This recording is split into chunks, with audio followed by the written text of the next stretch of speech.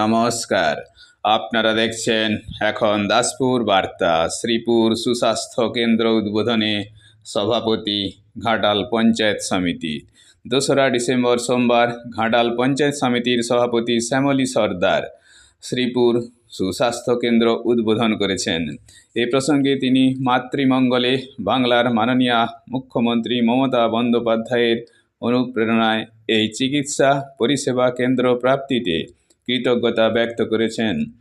সহকারী সভাপতি বিকাশ চন্দ্র কর বাংলার মাননীয় মুখ্যমন্ত্রীর মানবিক ভাবনায় ঘাটাল মহকুমা হাসপাতালকে সুপার স্পেশালিটিতে উন্নীতকরণ, স্বাস্থ্যসাথী কার্ডের মাধ্যমে সুদূর প্রসারী চিকিৎসা পরিষেবার উন্নয়ন, তৃণমূল স্তরে মা ও শিশুদের চিকিৎসা পরিষেবা দেওয়ার প্রয়োজনে জনস্বাস্থ্য আধিকারিকের মাধ্যমে উচ্চতর চিকিৎসা পরিষেবা প্রদান, মা ও শিশুর কল্যাণে বিবিধ প্রকল্পে সুচিকিৎসায় সুস্বাস্থ্য রক্ষা করানোর ভূয়সী প্রশংসা করেছেন।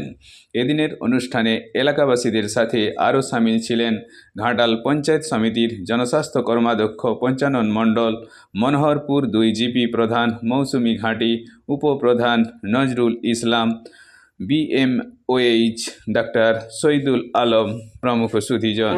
ঘাটাল থেকে রিপোর্টে Shyamsundar Doloi. Like and follow with subscribe এখন দাসপুর বার্তা। এই দাসপুর বার্তায় যুক্ত হন আলোর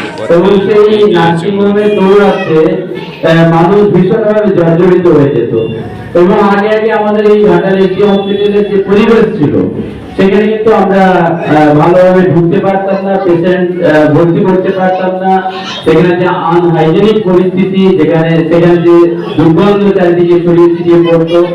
এবং তারপর আমরা দেখেছেন যে এই হসপিটাল সুপার স্পেশালিটি হসপিটালকে উন্নীত করেছেন আমাদের মাননীয় মুখ্যমন্ত্রী মমতা বন্দ্যোপাধ্যায়। আমাদের এই অঞ্চলে সন্নিকটে হওয়ার সুবাদে আপনারা অতি দ্রুত তার ফেসিলিটি পান এবং পরিচালনা আছেন, মানে আরো বেশি ফেসিলিটি আপনারা পান। এবং আপনারা দেখেছেন যে আমাদের হসপিটাল কমপ্লেক্সের একেবারে পূর্ব দিকে একেবারে স্কাই স্ক্যাপার বিশাল বিল্ডিং এবং তার যে ঝাঁচকচকার যে বিভিন্ন পরিস্থিতি, বিভিন্ন যে পরিষেবাগুলো উদ্বোধিত হয়েছে, সেই উদ্বোধনের মধ্য দিয়ে কিন্তু আমাদের মানুষের জন্য সেই পরিষেবা চলছে। এবং আপনারা জানেন যে স্বাস্থ্যক্ষেত্রে যুগান্তকারী মমতা বন্দ্যোপাধ্যায় যে সিদ্ধান্ত গ্রহণ করেছেন সেটা হচ্ছে স্বাস্থ্য সাথী প্রকল্প। এবং সেই স্বাস্থ্য সাথী প্রকল্পের মধ্য দিয়ে প্রত্যেকটি পরিবার 5 লক্ষ টাকার কাভারেজ 1 বছরে পাওয়া যায়।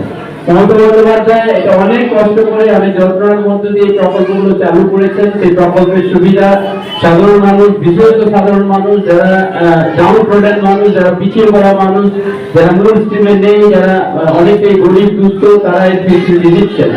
কিন্তু রিসেন্টলি আমাদের শীতকালীন অধিবেশন যখন শুরু হয়, মমতা বন্দ্যোপাধ্যায় একটা তথ্য তুলে ধরেছিলেন এবং সেখানে বলেছিলেন যে স্বাস্থ্যসাথী কার্ডের কিন্তু অপব্যবহার হচ্ছে।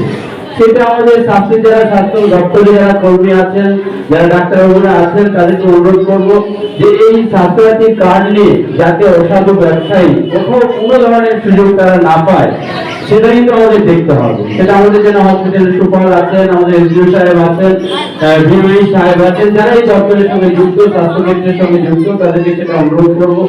আর আপনারা জানেন এই হেলথ এন্ড ওয়েলনেস সেন্টারের উদ্বোধনের একমাত্র উদ্দেশ্য কি?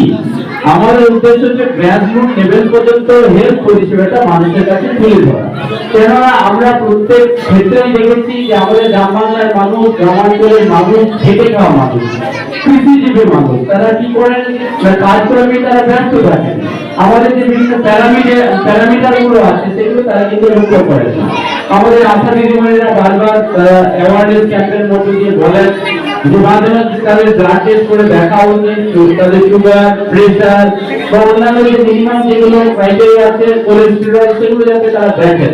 কিন্তু বেশিরভাগ ক্ষেত্রে সেটা তারা দেখেন না।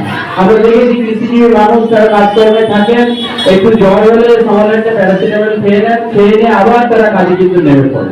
তো সে জায়গায় আমাদের এই যে শিশু সুস্বাস্থ্য কেন্দ্রটা উদ্বোধিত হচ্ছে, এত লক্ষ টাকা ব্যয়, তো সেটা যাতে সাধারণ মানুষের পরিষেবার জন্য, তাদের জন্য এই সুস্বাস্থ্য কেন্দ্র তারা যাতে ফেসিলিটি পান, সেটা আমাদেরকে এনসিওর করতে হবে।